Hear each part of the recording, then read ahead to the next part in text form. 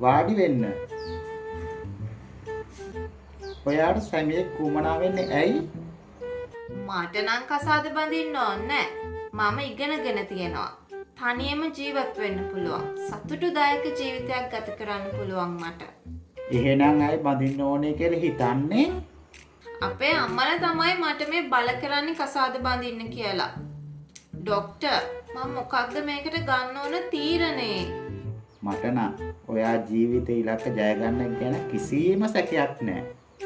ඔයා හිතන් ඉන්න සමහර දේවල් හරියන්නත් පුළුවන්. ඒ වගේම සමහර සැලසුම් වරදින්නත් පුළුවන්. වැරදුන දේවල් වලට ඔයා කාටද දොස් කියන්නේ? ඔයා ඔයාටම දොස් කියා ගන්නවද?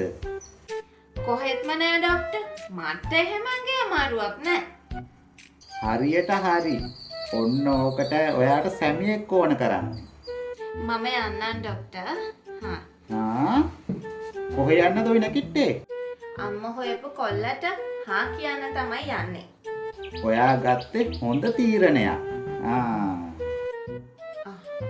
ડોක්ටර් මට තව එක ප්‍රශ්නයක් තියෙනවනේ.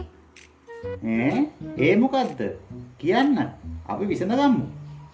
ෆෝන් එක ඔබනවා කියලා හැමදාම ගෙදරින් පනිනවා ડોක්ටර්. ඉතින් මම ෆෝන් එක පැත්තකට විසි කරලා දාලා සින්දුවක් කිව්වනේ. ඒත් ගෙදර කට්ටිය කියන්න ගත්තනේ ෆෝන් එකම ඔබ ඉන්න කියලා. කියන්න බලන්න සින්දු කෑල්ල. මාත් සින්දු අහන්න හරිම ආසයි.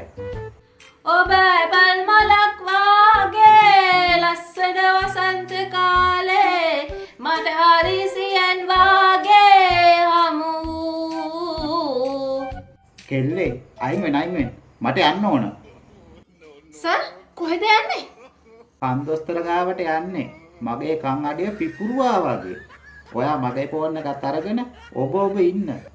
හා